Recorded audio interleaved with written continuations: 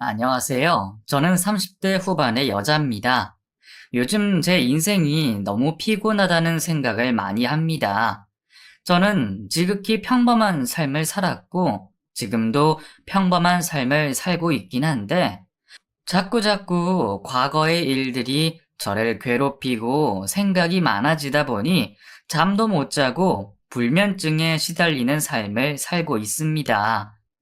지금도 복잡한 생각들 때문에 하룻밤을 꼬박 새고 이틀 밤째 2시간 정도 자고 결국 잠이 안 와 이렇게 사연 채널에 들어와 사연을 듣다가 나도 한번 글을 적어보자 싶어서 컴퓨터 앞에 앉았습니다.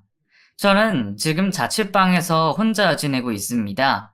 반지하의 작은 집이지만 그 어떤 궁전보다 마음이 편하고 저를 아무도 모르는 동네에 이사까지 와서 혼자 지내고 있습니다. 대한민국이 작은 땅덩이기도 하고 건너면 모든 사람들이 다 연결된다는 얘기가 돌기도 하지만 제발 그런 일이 없길 바라면서 친정 부모님과도 연락을 하지 않고 지내고 있네요. 사실 친정이야 제가 연락을 하면 언제든 기쁘게 받아들여 주실 분들이긴 합니다. 솔직히 정말 그럴까 싶은 마음도 들고 저를 돈줄로만 본 건 아닐까 싶은 생각도 들지만 그래도 자기 배 아파서 낳은 엄마와 키우는 기분만 낸 아빠인데 설마 제가 연락을 하면 모른 척을 할까 싶기도 합니다. 제게도 가족이 있었습니다. 친정 식구들도 있지만 시댁도 있었죠. 3년 전 결혼을 했었거든요. 그것도 아주 잘난 남자와 말이죠. 요즘 친구들 말로는 트로피 남친이라고 하는데 제 옆에 끼고 있으면 지나가는 사람들도 한 번씩 고개를 돌려 쳐다볼 만큼 굉장히 멋진 남자였습니다. 심지어 저와 남자친구가 커피숍에 가서 얘기를 하다가 자기야, 나 잠깐 화장실 좀 다녀올게 하고 자리를 비우면 그새를 못 참고는 여자들이 다가오곤 했습니다. 저는 남자들만 번호를 따는 줄 알았는데 잘생긴 남자들을 보면 여자들도 가만히 두질 못하더라고요. 그날도 한 여자가 제 남자친구에게 말을 걸길래 저기요, 뭐예요? 하고 물었던 적이 있었죠. 아, 여자친구? 하면서 저를 아래 위로 훑더라고요. 근데 여자친구분이 좀 소박하시다. 남자친구랑 좀 안 어울리는 거 아니에요? 뭐랄까, 좀 더 화려한 여자 만나도 될 것 같은데. 이 가방하며 구두하며 좀 촌스럽지 않아요? 그러지 말고 저랑 나가서 커피 한잔 해요. 제가 그쪽 진짜 마음에 들어서 그래요. 저 원래 이런 여자 아니거든요? 저도 저 좋다는 남자들이 줄을 섰어요. 근데 그쪽이 정말 마음에 들어서 용기 낸 거니까 사람 무안하게 하지 말고 같이 놀아요. 아니면 셋이 놀든가. 하고 웃더라고요. 기가 막혔습니다. 뭐 이런 년이 다 있는지 그날 너무 화가 나서 그 커피숍에서 그년 머리채를 잡고 싸웠던 기억이 납니다. 제 남자친구였지만 솔직히 너무 괜찮은 사람이었습니다. 키도 크고 잘생기고 심지어 집도 잘 살고 모든 게 완벽한 남자였습니다. 그래서 그런지 저도 그 사람을 오랫동안 따라다녔었죠. 그 사람을 처음 만난 건 회사에서였습니다. 저는 작은 중소기업의 대표 비서였고 그 사람은 저희 회사 자금을 관리해주는 회계사였습니다. 저희 회사가 규모가 큰 편은 아니라서 전담 회계사를 쓸 만큼 자금이 넉넉한 건 아니었는데 전담 회계사가 있다는 게 좀 신기하긴 했습니다. 대표님 덕분에 가끔 만나 인사를 했던 기억이 납니다. 수정씨, 인사해. 그 우리 회사 회계사야. 하고 제게 소개를 먼저 해주셨죠. 그 사람은 저를 보고, 대표님, 또 비서 뽑았어요? 아이고, 참나. 이 작은 회사에 무슨 비서야. 그냥 필요한 건 사장님이 하시면 되겠구만. 아직도 중소기업에서 커피 타는 여직원 뽑는 데가 있나? 하고 웃고 말더군요. 그렇게 민망하게 저만 인사를 했습니다. 그 사람이 누구인지, 뭐 하는 사람인지 알지 못했고, 그 사람도 제게 소개를 해주지 않았죠. 하지만 저는 그 사람과 눈을 처음 마주친 순간 느꼈습니다. 제가 그 사람에게 푹 빠졌다는 걸 말이죠. 근데 차이가 나도 너무 나니까 솔직히 넘볼 수 없었습니다. 회계사와 여비사라니 차이가 나도 너무 나니까요. 그래서 저는 그 사람을 몰래 흠모했습니다. 솔직히 비서가 하는 일은 별거 없었습니다. 서류 심부름이나 커피 타기, 잔심부름 같은 것들, 그리고 가끔 회사 회식이 있다고 하면 참석해서 사람들 담배 심부름도 하고 노래도 부르고 했죠. 저희 회사가 완전 남초 회사라 여직원은 저 한 명뿐이었는데 그래도 좀 신경이 쓰이는 것이 조금만 옷을 편하게 입고 가도 대표님이 아이 수정씨, 아이 옷차림이 좀 그렇다. 아이 그래도 비서는 사무실에 꽂히잖아. 내가 월급을 적게 주는 건 아닌 것 같은데 아이 좀 깔끔하게 입어주면 좋겠어. 그 정도는 해줄 수 있지? 하고 말을 해주셨습니다. 네, 좀 더 신경 쓸게요. 하고 대답했지만 사장님이 요구하는 복장들은 너무 불편했습니다. 치마 길이가 너무 길다, 허리가 조금 더 들어간 블라우스면 좋겠다 등등 점점 불편한 복장만 요구하시더라고요. 그렇게 점점 제 치마가 짧아지고 허리가 들어간 블라우스를 입은 날이었습니다. 하루는 그 회계사분이 사무실에 온 날이었죠. 절 보고 깜짝 놀래시더라고요. 아니, 비서분 옷이 왜 그래요? 불편하지 않아요? 그냥 바지 같은 거 입어도 되는데, 밥이나 먹겠어요? 하고 제게 말을 해주는 겁니다. 그게, 저는 바지가 편한데, 사장님께서 좀 옷이 너무 추리하다고 하셔서. 에이, 무슨 소리야. 요즘 누가 비서를 이렇게 입혀. 무슨 비서가 바비 인형이야? 제가 한마디 할게요. 형님 좀 나와봐요. 하고 사무실로 들어가더라고요. 그렇게 한참을 얘기하더니 사장님이 나와서는 수정씨, 미안해. 내가 생각이 짧았네. 나는 그냥 비서니까 좀 예쁘게 꾸며야 된다고 생각했는데, 요즘은 안 그러는 걸 몰랐어. 내가 너무 옛날 사람이야. 미안. 그 치마가 불편하면 불편하다고 말을 하지. 난 수정씨가 별말을 안 하니까 괜찮은 줄 알았지. 편하게 입자고, 편하게. 하면서 회계사님 눈치를 보더라고요. 감사합니다. 그럼 편하게 입을게요.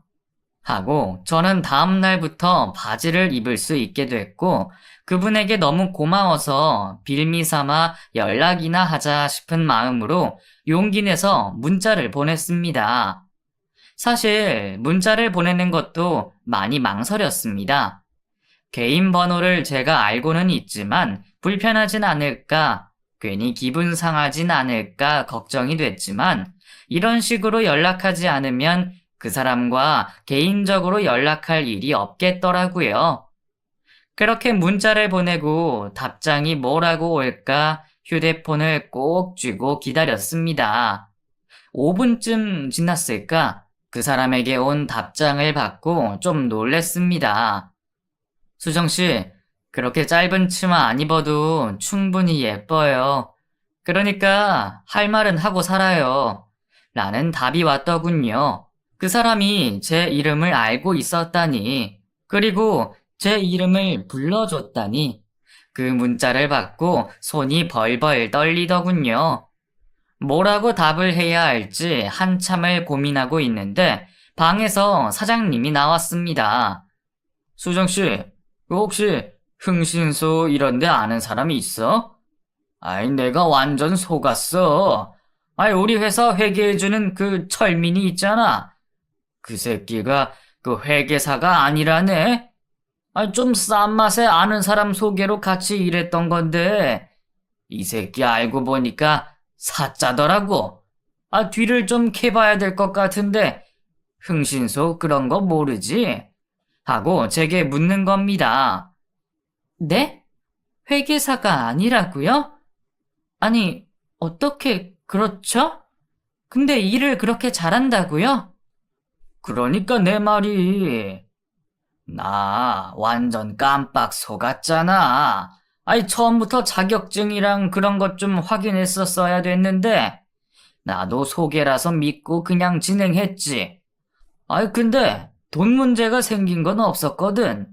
근데 비전문가라는 걸 알고 나니까 같이 일하기가 좀 찝찝하더라고. 그 흥신소 그런 거 모르면 우선 업체에 연락해서 전문 회계사 좀 구해달라고 하고 그 수정 씨가 좀 잘 알아봐 줘. 에이씨, 내가 너무 자금에 신경을 못 썼지. 저런 새끼를 믿고 그 큰 돈을 맡기다니. 내가 바보지 바보야. 하면서 자기를 탓하더라고요. 그 말을 들으니 뭔가 희망이 보였습니다. 조금은 그 사람과 가까워질 수 있을 것 같은 느낌이 들었고, 제 마음속에서만 느끼고 있었던 벽이 무너지는 순간이었죠. 저는 그 사람에게 문자를 보냈습니다. 대표님이 회계사님 전문 회계사 아닌 거 아셨어요? 혹시 모르니까 연락 받지 마시고 회사 자금 문제만 깔끔하게 정리해 두시면 큰 문제는 없을 거예요. 하고 문자를 보냈습니다. 그 사람은 답장이 없었고 그 뒤로 사무실도 오지 않았습니다. 그래도 다행인 것이 새 회계사를 구하고 나서 대표님은 제게 그래도 그 새끼가 일은 잘했나 보네. 월급 잘 준 보람이 있어. 그 몇 년 동안 큰 적자 없이 잘 관리해왔다고 하니까, 그래도 다행이야. 수정씨, 그 오늘 회식하게 사람들 모아서 같이 술이나 먹으러 가자고. 그 새 회계사 인사도 시킬 겸 그 사무실 직원들한테 얘기 좀 해줘. 하고 제게 말을 하더군요. 저는 그렇게 직원들을 모았고 회식 자리만 만들어 놓고 빠졌습니다. 그날은 이상하게 너무 피곤하고 휴대폰을 계속 봐서 그런가 집에 가서 그냥 쉬고 싶다는 생각만 들더라고요. 그렇게 집에 와서 저녁잠을 잠깐 자고 일어났더니 밤 10시가 조금 넘었더라고요. 저는 일어나자마자 바로 휴대폰을 켰고 그 사람에게 문자가 와 있는 걸 확인했습니다. 고마워요. 덕분에 수습 잘했어요. 시간 되면 제가 식사 대접 한번 하죠. 물론 형님에겐 비밀로 하고요. 하고 간결한 문자가 왔습니다. 언제요? 전 아무 때나 좋은데. 하고 답장을 보냈더니 주말에 어때요? 제가 집 앞으로 갈게요.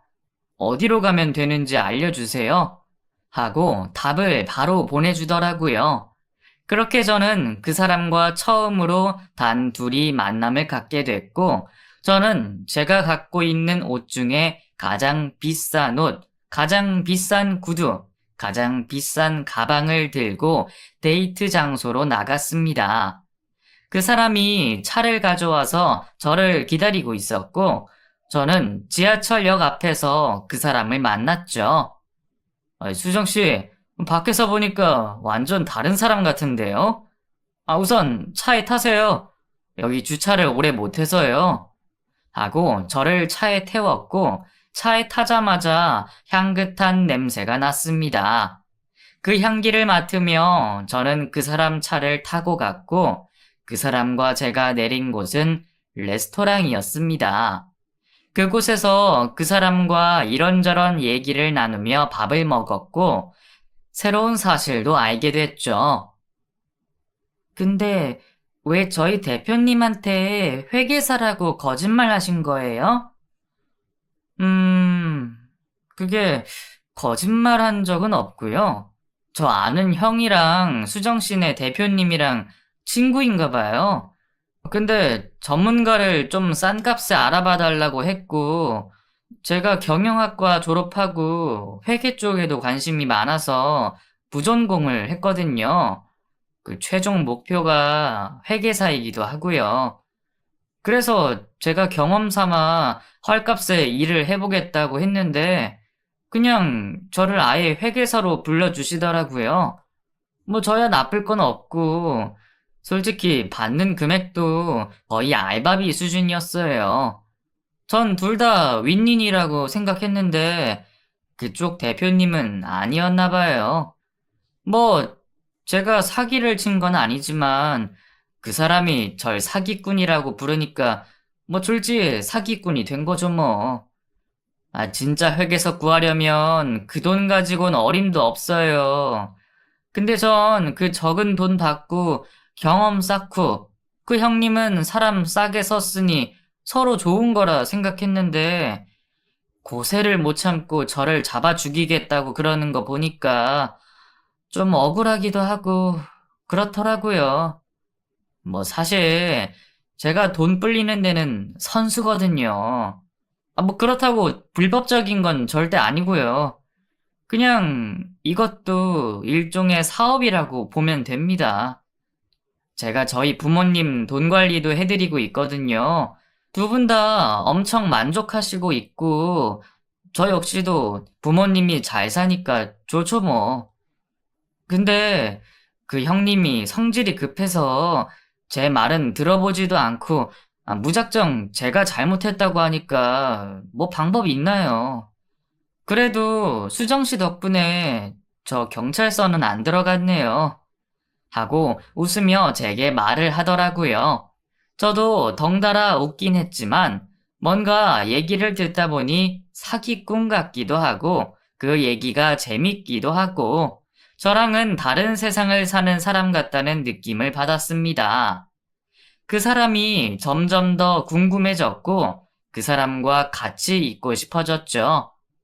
그렇게 저는 밥을 먹고 나와서 맥주 한 잔 하러 가실래요? 하고 먼저 이 차를 제안했고 그 사람도 받아들이더라고요. 그렇게 술자리로 간 우리 둘은 가볍게 손이 닿는 스킨십을 하고 술집이 너무 시끄럽다 보니 결국 나란히 앉아 얘기를 하게 됐습니다. 그 후로 두세 번 정도 더 만난 뒤 제가 더 적극적으로 그에게 대쉬했고 결국 그 사람은 제 고백을 받아들였습니다. 그렇게 우리 둘은 1년 정도 불타는 연애를 했습니다. 저는 친구들 모임에 남자친구를 데리고 나가기도 하고 저희 부모님께 소개를 시켜주기도 했습니다. 여기저기 데리고 다니면서 자랑하고 싶은 남자친구였습니다. 작은 사무실을 하며 사람들 돈 관리를 해주는 직업을 그는 회계사라 소개했습니다. 전문 회계사는 아니지만 자격증이 없어도 그 사람을 믿고 돈을 맡기는 사람이 꽤 있었습니다. 그의 부모님도 그랬고 친구들 몇몇도 그에게 주식을 맡겼습니다. 남자친구는 경제 사회 면에서 굉장히 박식한 편이었고 관심도 많았습니다. 항상 친구들을 자주 만나고 자기 관리를 열심히 하는 스타일이었죠. 하지만 그 사람과 저의 차이점이 있었습니다. 저는 그 사람을 자랑시키기 위해 여기저기 데리고 다닌 반면 그 사람의 지인이나 부모님은 단 한 번도 본 적이 없었죠. 그게 좀 서운하고 아쉽기도 해서 조심스럽게 물어봤습니다. 자기야, 친구들은 어떤 사람이야? 부모님은? 음, 하나씩 물어봐. 뭐가 궁금한 건데? 그냥 뭔가 주변 사람들을 소개해 준 적이 없으니까 궁금해서. 왜 나를 소개 안 시켜줘? 사람들한테 보여주기 부끄러워? 무슨 소리야. 부끄럽긴 뭐가 부끄러워. 일이 바쁘고 주변 사람들이랑 시간 맞추기가 힘들어서 그렇지. 그리고 부모님은 아직 좀 조심스러워. 뭐, 우리가 1년 정도 만났지만 아직 결혼 얘기를 한 것도 아니고 좀 조심스럽지. 하고 제게 말을 하더라고요. 저와 그 사람이 지향하는 것이 다르니 결혼이 아니라면 헤어져야 하나 하는 생각이 들었지만 그 사람은 제게 너무 꿈꿔왔던 이상형에 딱 들어맞는 사람이고 그 사람과 헤어지는 것은 상상도 하지 못할 정도로 끔찍한 일이었습니다. 저는 그 후로 그 사람과의 결혼을 계속 독촉했습니다. 주변에는 결혼해서 애도 낳는다더라. 결혼하고 행복하게 사는 커플들을 보면 너무 부럽다. 결혼 장려 드라마 같은 것도 같이 보자고 하고 예능 프로그램 중에 연예인 커플이 결혼해서 사는 모습을 보여주는 것도 같이 보곤 했죠. 일부러 영화도 로맨스 코미디를 골라봤습니다. 어찌 보면 주입식 교육을 시킨 거죠. 그렇게 제가 보채고 설득하기를 1년. 결국 그 사람 입에서 결혼 얘기가 먼저 나왔습니다. 너 그렇게 나랑 결혼이 하고 싶어? 응, 정말 하고 싶어. 당신과 함께라면 진짜 두려울 게 없을 것 같은데. 그래? 진짜지? 너 후회 안 하는 거지? 정말 나 믿고 나랑 결혼하고 싶은 거지? 응, 당연하지. 난 당신 얼굴만 봐도 머리 끝까지 쌓여있던 스트레스가 풀려. 잘생긴 남자랑 연애만 해도 이렇게 행복한데 결혼까지 하면 이보다 더 행복할 수 있을까? 정말 진심이야. 나 진짜 너무 행복할 것 같아. 하고 한박 웃음을 지으며 말했죠. 아, 근데 다른 것보다도 지금 우리 집이 좀 빠듯해. 그 아버지가 퇴직하시고 나서 사업을 하나 하신다는데 엄마가 돕는데 한계가 좀 있는 것 같아. 나도 사업 자금을 많이 보태기도 했고 이게 보통 사업이 아니다 보니까 돈이 좀 많이 들어. 뭐 그렇다고 해서 뭐 너한테 보태달라거나 그런 게 아니야. 우리도 그 정도의 돈은 있어. 다만 좀 결혼식을 호화롭게 하지 못할 것 같아서 그게 미안하고 걱정돼서 그렇지. 뭐 여자들한테 결혼은 하나의 축제 같은 거잖아. 그것도 인생에서 가장 중요한 축제. 근데 우리 사업 때문에 결혼식을 제대로 못 해주면 그것도 역시 미안하고 너도 평생 한이 되지 않을까 해서 그래서 우리 부모님도 좀 많이 곤란해 하셔. 그리고 조심스럽지만 우리 엄마 새엄마야. 그 결혼 얘기가 나오기 전까지 말하고 싶지 않았는데 그래도 알아야 될 것 같아서. 근데 나 어릴 때부터 키워주셔서 뭐 엄마나 다름없고 그냥 정말 좋은 분이셔. 그러니까 편견 없이 봐주면 좋겠어. 하고 제게 고백을 하더라고요. 바보야, 그런 게 뭐가 중요해? 널 키워주신 분이면 당연히 좋은 분이겠지. 나 그런 편견 없어. 그리고 결혼식에 대한 로망도 생각보다 없어. 지금 그럴 여유가 안 되면 그냥 소규모로 해도 돼. 난 정말 괜찮아. 물론 자기를 사람들에게 자랑하지 못하는 게 좀 아쉽긴 한데 그래도 나 정말 괜찮아. 자기만 있으면 바라는 거 아무것도 없어. 그러니까 우리 결혼하자. 자기만 괜찮으면 나 결혼하고 싶어. 하고 말을 했죠. 그렇게 저희 두 사람은 결혼을 준비했습니다.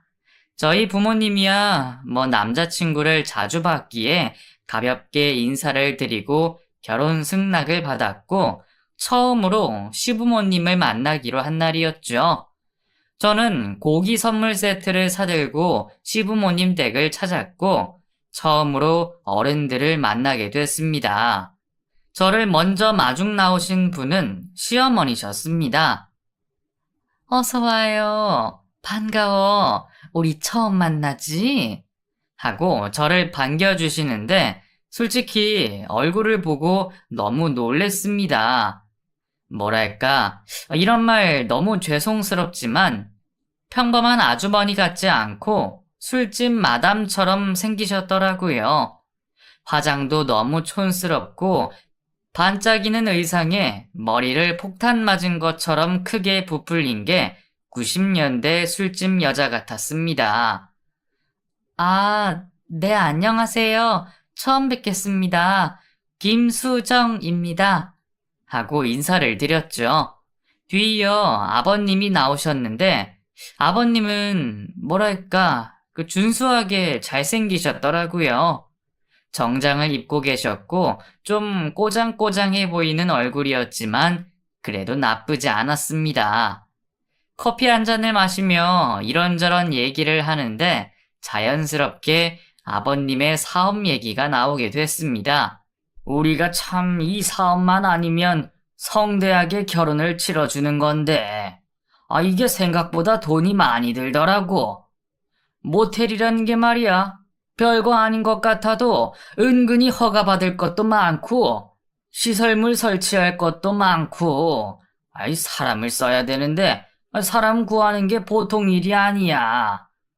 거기다가 맨날 점검을 나온다, 어쩐다 하는데, 까다로워 진짜. 우리나라가 언제부터 이렇게 건물 짓는데 적극적이었다고 이러는지. 나 원참. 하면서 얘기를 하시더라고요. 모텔이요? 아버님이 하시는 사업이 모텔이었어요? 그래. 저 녀석이 얘기 안 했나? 내가 저 녀석 도움받아서 돈 관리를 잘해서 이번에 사업을 좀 해보려고 크게 하나 차렸지. 근데 이게 돈 1, 2억 갖고 되는 게 아니더라고. 꽤 커. 말이 모텔이지 거의 사업장이야 사업장. 하고 말을 하시더라고요.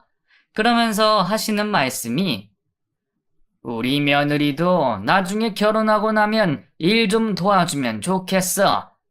지금은 그냥 회사원이지.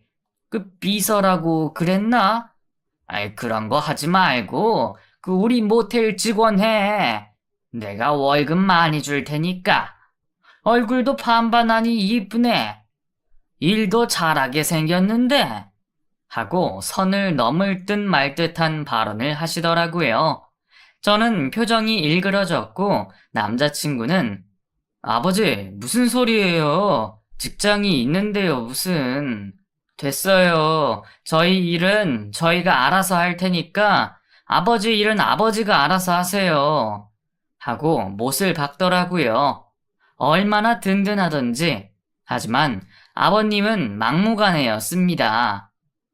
예끼놈아, 가족끼리 그런 것도 못 도와줘? 내가 세기한테 해달라고 했냐? 그냥 일 좀 도와달라고 한 거지. 가족끼리 얼굴 자주 보고 가깝게 지내면 좋지. 안 그래? 하고 제게 동의를 구하시더라고요. 네, 그렇죠. 근데 저도 일이 있으니까. 하고 말끝을 흐렸죠. 하지만 아버님은 포기 않고 계속 모텔 자랑을 하셨습니다. 그렇게 첫 만남에서 아버님의 모텔 얘기만 주구장창 듣고 그 이후로 밖에 나와 남자친구에게 좀 짜증을 냈던 기억이 납니다.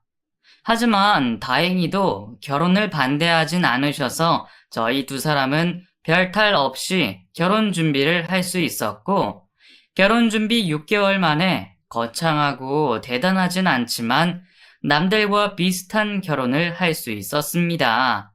그것만으로도 너무 행복했습니다. 하지만 결혼식이 끝나고 나서부터 본격적인 시집살이가 시작됐습니다. 바로 그 망할 놈의 모텔 때문이었죠. 남편은 결혼을 하고 나서 일 때문에 정말 바빴습니다. 아버님이 지은 그 모텔에 남편 돈도 많이 들어가 있고 아버님은 남편을 너무 철석같이 믿었던 터라 남편이 없으면 모텔이 돌아가지 않는다 생각하는 건지 수시로 남편을 불러댔습니다. 무인 모텔이라더니 밤이고 낮이고 모텔에서 기웃기웃대는 남편과 시아버지를 보면서 좀 기가 막혀서 참다 저도 남편에게 한 소리를 했죠. 아니, 해도 너무한 거 아니야? 당신 생각 좀 해봐. 무인 모텔이라 사람들이 찾아가는데 거기 사람이 계속 들락날락하면 누가 그 모텔을 가겠어? 무인 모텔 의미 몰라? 사람이 없어야 무인 모텔이야. 근데 맨날 거기 있으면 누가 거길 가? 하고 말했더니 아니 그게 사람 구하기가 힘들고 일도 많고 그래. 그 아버지 말대로 손이 부족하네. 하고 얘기를 하더군요. 어쩔 수 없다는 듯 얘기를 하던 그날 밤 아버님에게도 전화가 걸려왔습니다. 세아가, 너 나 좀 도와주면 안 되냐? 여기로 좀 와라. 진짜 일이 너무 바빠서 내가 뭘 할 수가 없어. 하고 저를 부르시더군요. 결국 전 모텔로 향했고 그날 가서 방 청소만 몇 개를 했는지 모릅니다. 일을 도와주는 이모님도 계시는데 정말 손이 부족하기도 했고 손님이 수시로 와서 계속 콜을 하니까 바쁘기도 정말 바쁘더군요. 근데 제가 이렇게 일을 하는 사이 아버님과 남편은 코빼기도 안 보이는 겁니다. 그렇게 제가 방 청소를 하고 있는데 아버님이 오셔서는 세아가 많이 힘들지? 그래도 내가 돈은 두둑히 챙겨줄게. 이번 달에 수입이 꽤 괜찮아. 그래서 하는 말인데 이거 더도 말고 덜도 말고 딱 한 달만 도와줄 수 없겠어? 그 한 달이면 자리 잡을 수 있어. 너만 괜찮으면 더 해도 되는데 너도 일을 하니까 오래 부탁은 못하겠다. 퇴근하고 딱 밤 12시까지만 도와주면 내가 제대로 사례는 하마. 응? 부탁 좀 하자. 하고 제 손을 잡고 부탁하시더라고요. 그렇게까지 부탁하시는데 제가 거절할 수는 없어서 알겠다고 했고 제 월급보다도 많은 돈을 주신다고 하니 한 달 정도는 할 수 있을 것 같다는 생각이 들었습니다. 그렇게 퇴근하고 매일 찾아와 저는 방 청소를 했고 1층부터 8층까지 있는 모텔을 청소 이모님 4명과 나눠서 진행했습니다. 그렇게 제가 8층을 맡아 끝방 청소를 하려는데 저 멀리서 됐어. 거기는 열지 마. 거기는 아니야. 하고 소리를 지르며 아버님이 달려오시더라고요. 네? 아버님, 여기는 방 아니에요? 그래, 여기는 방 아니고 그냥 내가 따로 쓰려고 둔 곳이야. 그러니까 그 무슨 일이 있어도 8층의 끝 방문은 열지 마라. 알겠냐? 하고 말씀하시는 겁니다.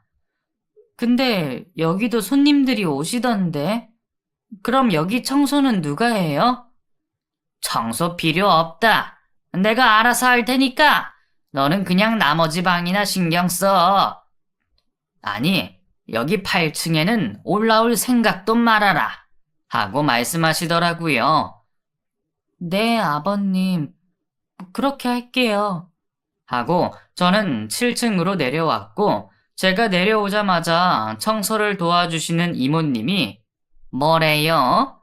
대체 거기 뭐가 있길래 들어가지도 못하게 한대? 하고 묻더라고요. 모르겠어요. 아버님이 절대 오지 말라고. 저 방문은 절대 열지 말래요. 근데 이상하죠? 분명 손님들이 들어가는 걸 봤거든요. 근데 왜 저는 들어오지 말라고 하시는지 모르겠어요. 나도 마찬가지야. 내가 그 방 들어가서 청소 좀 하려고 했더니 그 질겁을 하면서 달려오더라고. 그러면서 절대 그 방문은 열지 말래. 뭐 자기가 따로 관리를 한다나 뭐라나. 난 그래도 며느리니까 좀 알려줄 거라 생각했는데 가족한테도 비밀이래. 아들은 들락날락 하더만 며느리는 왜 안 알려주나 몰라. 객식구는 객식구인가 봐. 참 사람 별걸로 다 궁금하게 하네. 하면서 투정을 부리시더라고요. 그렇게 한 달 정도를 이모님들과 친하게 지내며 친분을 유지했습니다. 이모님들은 모텔에 들어오는 손님들 욕도 하고 혼자 들어오는 남자 여자들도 수상하다며 수근거리는 행동을 자주 했죠. 그렇게 시간이 흘러 한 달이 지나고 제가 일을 돕기로 한 지 3주가 지났습니다. 그런데 이모님 한 분이 저를 잡고 물어보시더라고요. 저기 그 8층 꼭대기 방에 사람 들어가는 거 본 적 있어? 아니요, 전 없어요. 이모님은 있어요? 있지, 있어. 오늘도 엄청 올 거야. 한 4시 반, 5시쯤 되면 그 늘씬한 여자 몇 명이 거기로 들어가더라고. 그 대여섯 명 되는 것 같아. 근데 그게 여자들이 달라. 그 똑같은 사람이 오는 게 아니라 어제는 저 여자, 오늘은 이 여자 이런 식으로 맨날 다르더라고.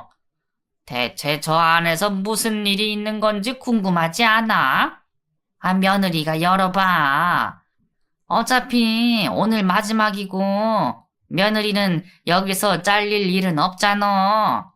하고 저보고 문을 열어보라고 하더라고요. 저도 궁금하긴 한데 아버님이 절대 열지 말라고 하셔서 그랬다가 혼나면 어떡해요? 며느리를 혼내봤자 얼마나 혼내겠어? 우린 열면 직장을 잘리는 건데 며느리는 그래도 시아버지 사랑받고 살자녀. 그러니까 열어봐. 그건 뭐 연다고 뭐라고 하겠어? 혼자 열어서 슬쩍 보고 우리한테만 알려줘. 얼른, 얼른. 하고 저를 재촉하는 겁니다. 하지만 그게 쉽지 않았습니다. 살짝 가서 열어보려고 하면 어느새 시아버지가 달려와 문을 못 열게 하셨고, 제가 그 방 앞만 기웃거리고 있으면 어떤 날은 남편이 와서 여보, 여기서 뭐해? 하고 제게 물었죠. 아니, 나 궁금한 게 왜 나만 여기 못 들어가게 하는 거야? 당신은 들어갈 수 있잖아. 왜 나는 안 돼? 그게 여기 그냥 나랑 아버지랑 사무실로 쓰고 있어. 여기 좀 보안이 필요한 게 많아서 못 들어오게 하는 거야. 중요한 서류도 많고 모텔 관련된 사업 때문에 여기다가 보관해 놓은 자료가 많아. 부동산 같은 것도 그렇고, 뭐, 직원들 월급도 그렇고, 뭐, 애초부터 꼭대기층에 사무실을 내고 싶다고 아버지가 말씀하셨었어. 그 창고로 쓰기도 하고, 뭐, 별거 없어. 그러면 보여주면 되잖아. 내가 보면 안 되는 것들이 있어? 왜 둘만 비밀인 거야? 나도 여기 며느리잖아. 나는 가족 아니야? 내가 이모님들한테 물어보니까 나 출근하기 전에 이 방에 들어오는 손님들이 있다던데? 그 사람들은 누구야? 맨날 손님이 바뀌고 두세 명씩, 많게는 대여섯 명씩 들어온다며. 왜 나한테는 말을 안 해주는데? 그게 사업이 어떻게 될지 모르니까 지금 우리도 확장시키는 단계고 당신까지 개입할 필요는 없잖아. 응? 여보, 우리 서로 존중 좀 해주자. 당신은 당신이 할 일이 있고, 나는 내가 할 일이 있잖아. 나 이번에 잘 성공시켜서 아버지한테 인정받고 싶어. 나 좀 믿어주면 안 돼? 여보, 부탁 좀 할게. 하면서 저를 어르고 달래더라고요. 그럼 마지막으로 그것만 물어볼게. 이모들 말로는 여자들이 계속 들락날락 한다는데 그 사람들은 누구야? 맨날 다른 여자들이 온다며. 그것만 말해줘. 그럼 더 이상은 안 물어볼게. 그리고 어차피 나도 이제 일할 날 얼마 안 남아서 아버님한테 월급만 받으면 다시는 여기 올 일 없을 거야. 그러니까 내가 믿을 만하게 나 안심시킨다고 생각하고 그것만 말해줘. 그 여자들 누구야? 하고 물었더니 남자친구가 이 말을 짓더라고요. 그 여자들 직원이야. 근데 우리가 아직 회사 창업하면서 사업자 등록을 못해서 좀 상황이 난감하고 복잡하게 됐어.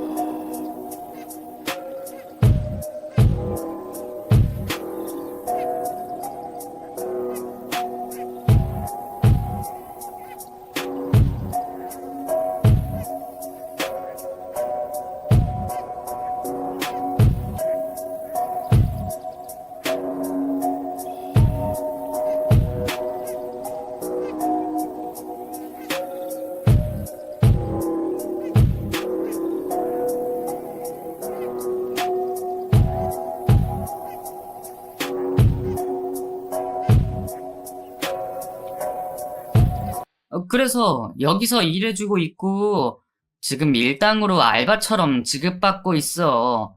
그래서 매번 오는 사람이 다른 거야. 우리도 사람 구하느라 힘들어.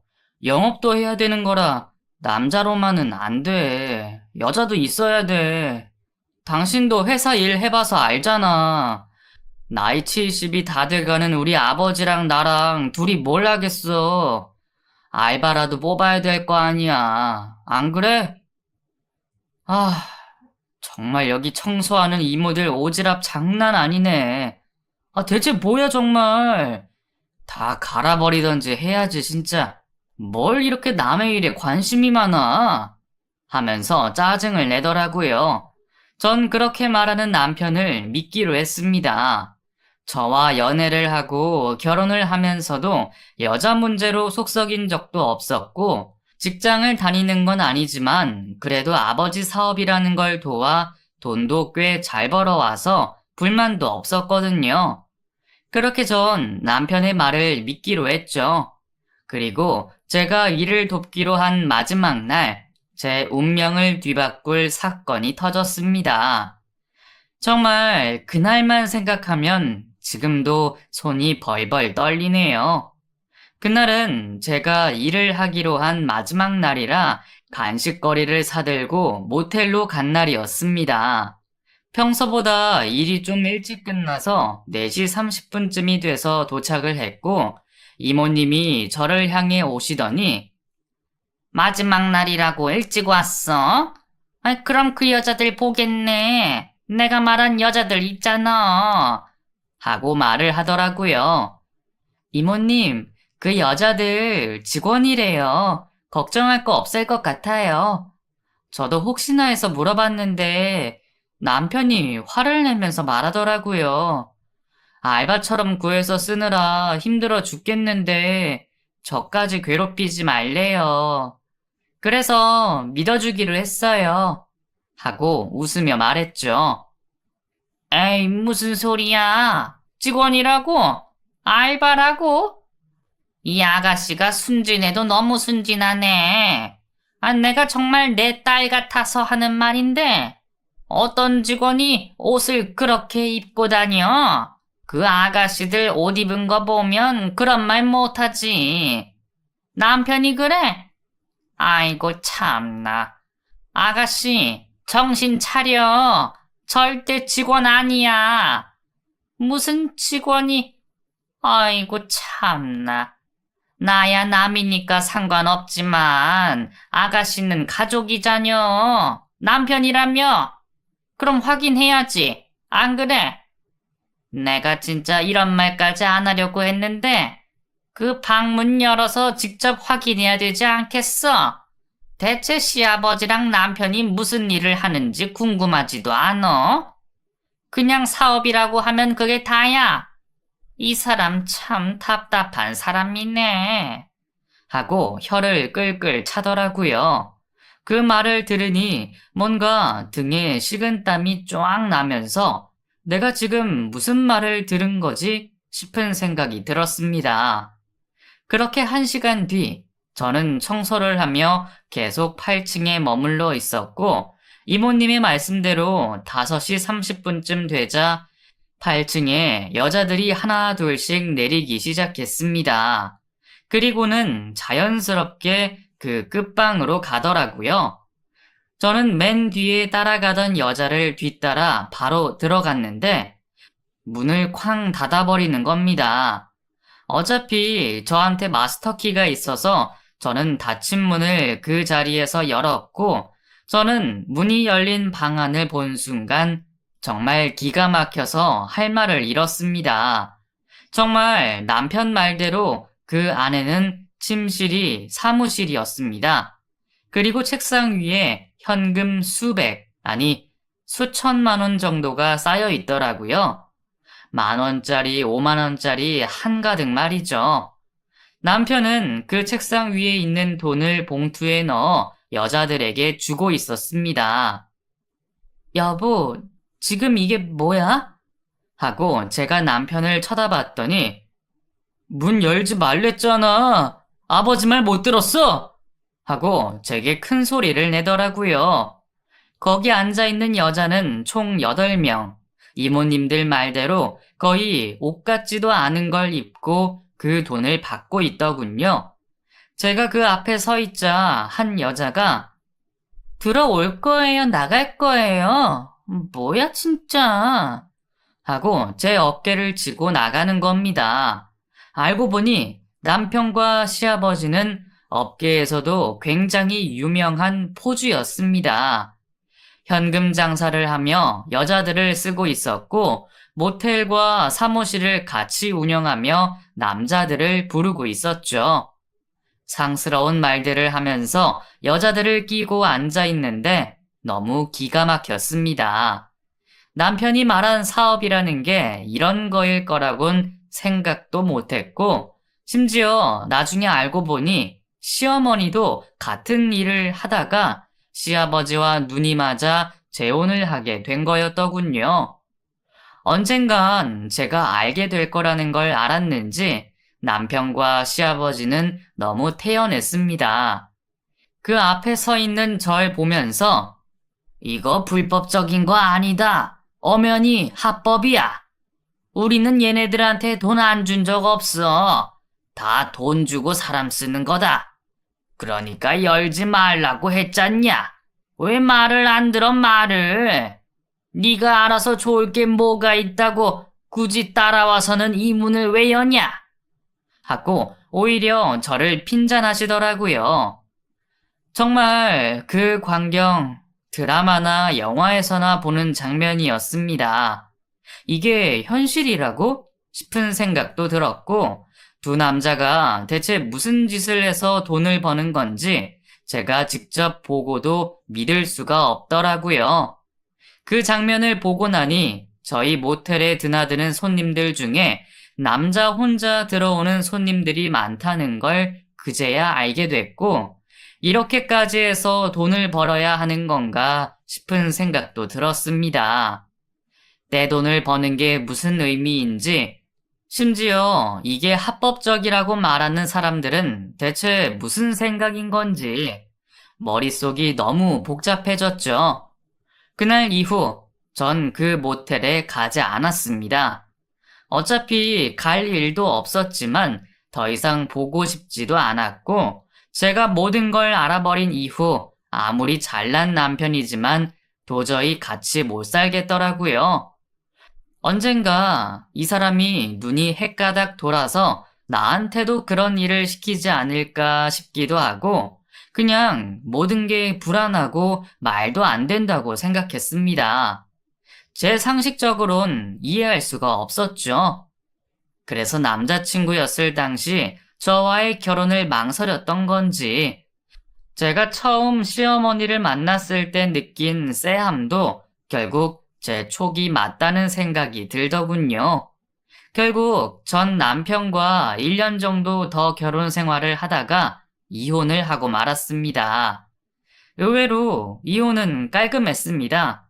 제가 도저히 못 살겠다고 하니 떠나라고 하더라고요. 대신 합의 이혼으로 말이죠.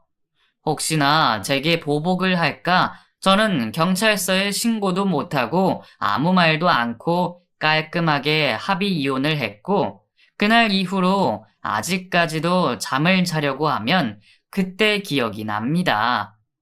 물론 지금도 마찬가지입니다. 깊은 잠을 잔 게 얼마나 됐는지 기억조차 안 나네요. 제가 바라는 건 단 하나입니다. 여기에 사연을 쓴 뒤 그날의 기억을 훌훌 털어버리고 조금 더 편하게 사는 것. 정말 그거 하나만 바라는 마음으로 이렇게 사연을 적습니다. 이곳에 털어놓음으로써 제 마음의 짐이 조금이나마 털어졌으면 좋겠네요. 오늘 밤은 깊은 잠을 잤으면 좋겠네요. 긴 사연 들어주셔서 감사합니다.